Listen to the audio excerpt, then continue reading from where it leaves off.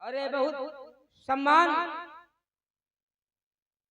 प्रदान किया गया, आशीर्वाद प्रदान किया गया हमारे बड़े भैया आप आदरणीय बिरहा के बड़े सम्मानित और बहुत दूर तक नाम, जहाँ तक बिरहा तहाँ तक नाम।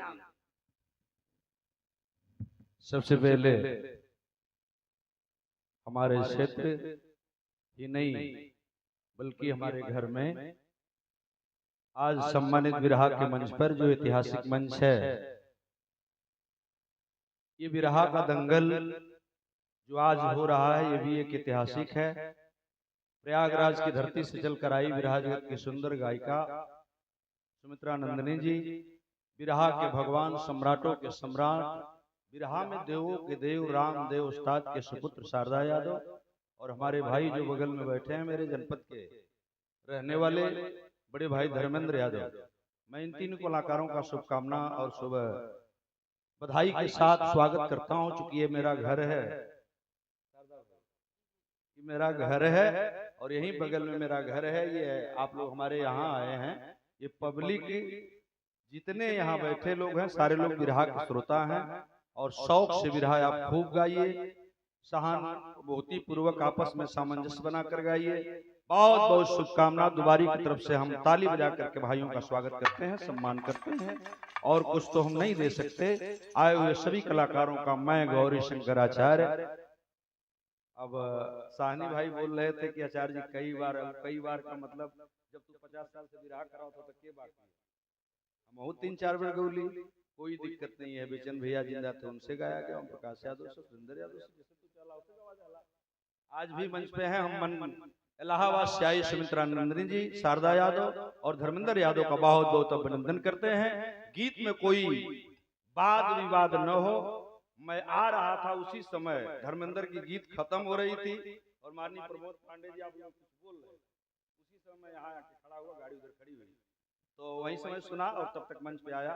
बहुत बहुत शुभकामना मेरी और सभी पार्टी वाले। सूरदास जी, गौरी शंकराचार्य का पलगी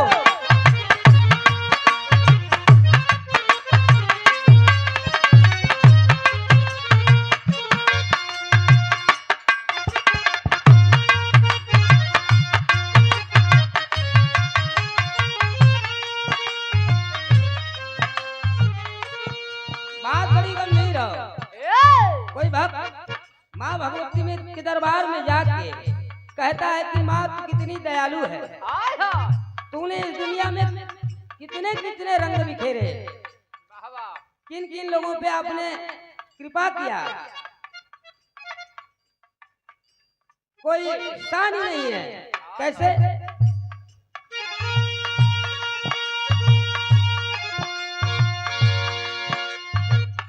संघर्ष से गुण होला,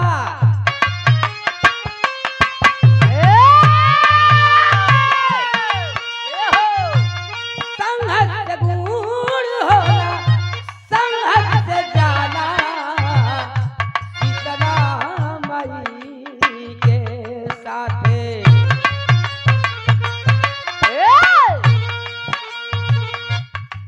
संगत कैसा होना चाहिए गुरु? संगत बहुत कुछ करावल आदमी से। हमारे बड़े भैया बिरहा के बड़े धुरंधर, बड़े सम्मानित और इस जिले के बड़े शान आदरणीय गौरी शंकर आचार्य जी, आपको भी नमन करते हैं। लेकिन संगत कैसा होना चाहिए? संगत से गुण होला, अरे संगत से जाला,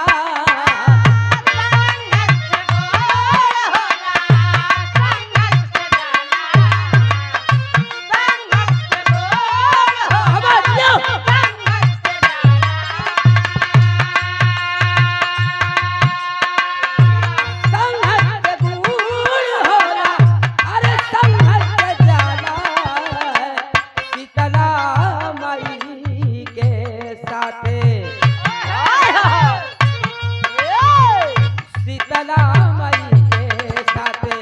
अरे गधा पुजाला शीतला माई के साथ गधा पुजाला शीतला माई के साथ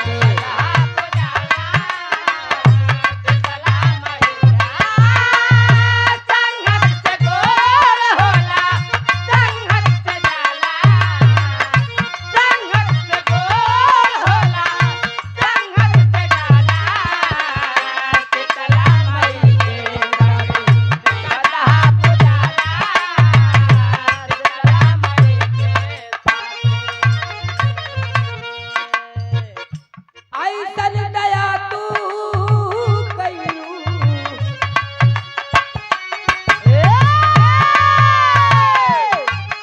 ऐसन दया तू कैलू अरे अजबे मतारी ऐसन दया तू कैलू अजबे मतारी ऐसन दया तू कैलू अजबे मतारी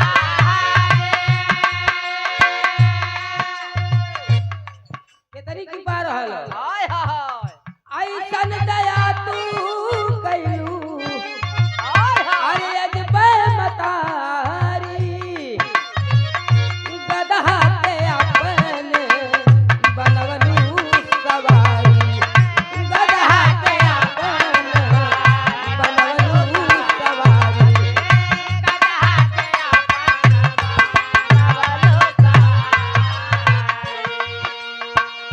और ये भाव पर अगर 100 रुपए का आशीर्वाद प्रदान भैल आप हमारे गार्जियन हमारे चाचा जी बिरहा के बड़े सम्मानित कलाकार बड़ा नाम है तो गधा के अपन बनवलू सवारी गधा के अपन बनवलू सवारी गधा के अपन बनवलू सवारी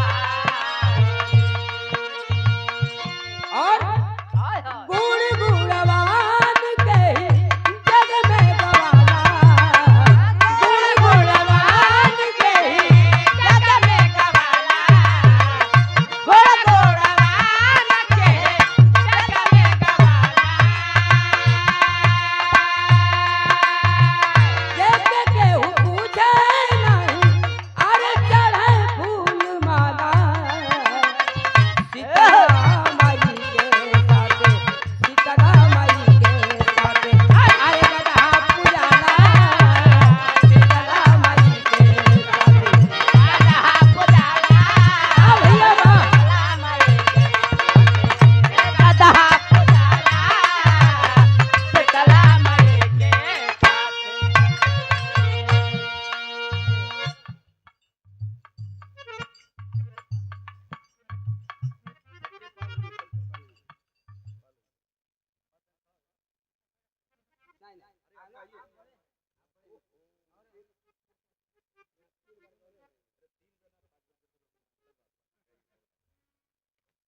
अरे बहुत सम्मान प्रदान किया गया आशीर्वाद प्रदान किया गया हमारे बड़े भैया आप आदरणीय बिरहा के बड़े सम्मानित और बहुत दूर तक नाम जहाँ तक बिरहा तहाँ तक नाम सबसे पहले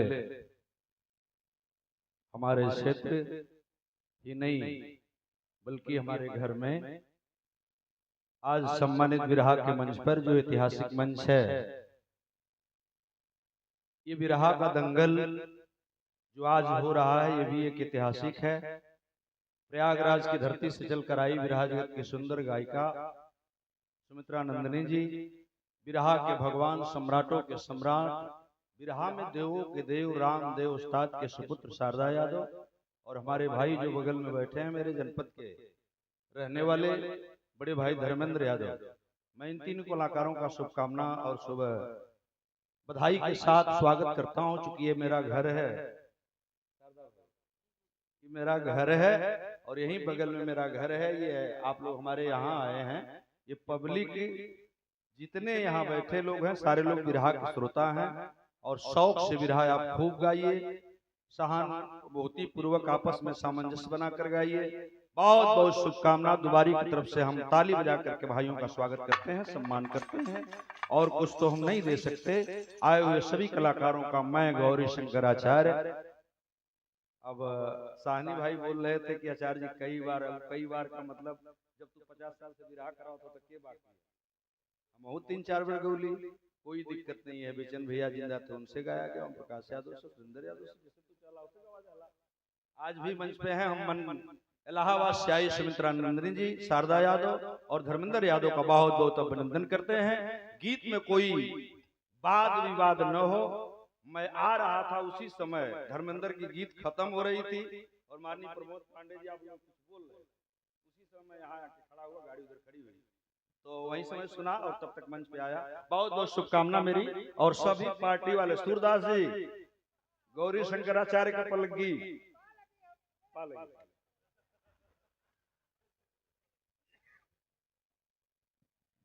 और बहुत बहुत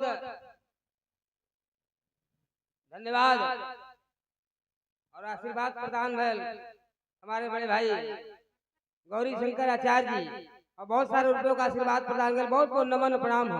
आप सभी सम्मानित जनता जितना लोग बैठे हो आप सुनत हुए, आप सबके नमन प्रणाम हो।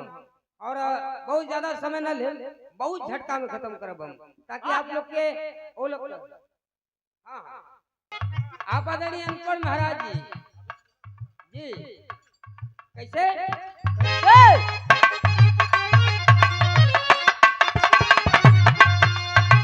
कहना हो संगत कैसन होला कैसन कि पानी संग परास जाला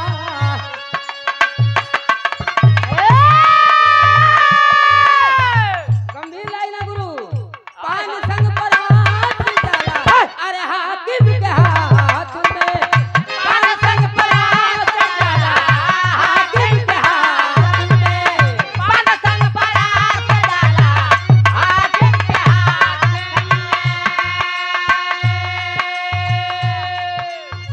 पान का बीड़ा जब तक परास के पत्ता के साथ रहेला तब तक परास के पत्ता का कदर होला हाय हाय और पान का बीड़ा मुंह में जाता है और पत्ता का कदर खत्म हो जाला, नाबदान में जाला, हाय हाय लतियावल जाला।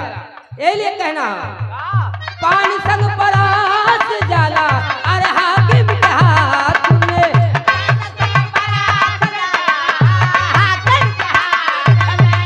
पान संग परास जाला हाकिम के हाथ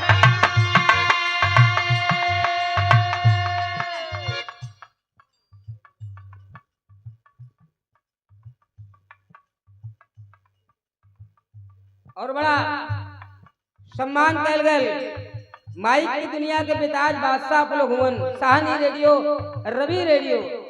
आप रवि रेडियो की तरफ से आप बड़े भाई की तरफ से बहुत बहुत सम्मान कैल गए, बहुत बहुत चरण बंदन नमन प्रणाम हो।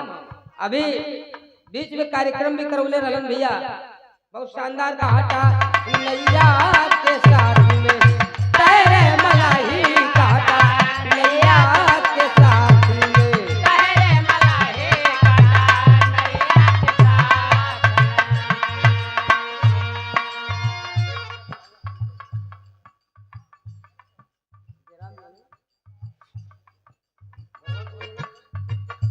आव में अरे सुहागा बिकाला शीतला माई के साथ शीतला माई के साथ गधा पुजाला शीतला माई के साथ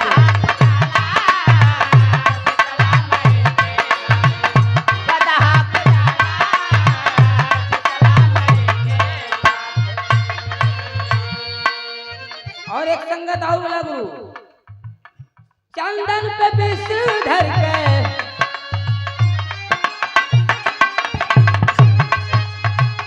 चंदन पे विष धर के अरे गले नहीं डाल हो गले रहे डाल हो चंदन के बेटे धर के गले रहे डाल चंदन के पेड़ से विषधर सर्प लपटल रहा लेकिन चंदन अपन शीतलता नहीं छोड़। आय हो और एक संगति भी होला कि बेर साथे केर के हो जाला बुरा हाल हो।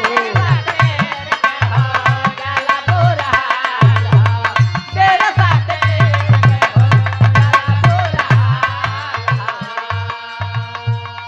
और अनपढ़ के गीत होले अरे सबसे निराला शीतला माई के साथे, अरे शीतला माई के साथे कि गदा पुजाला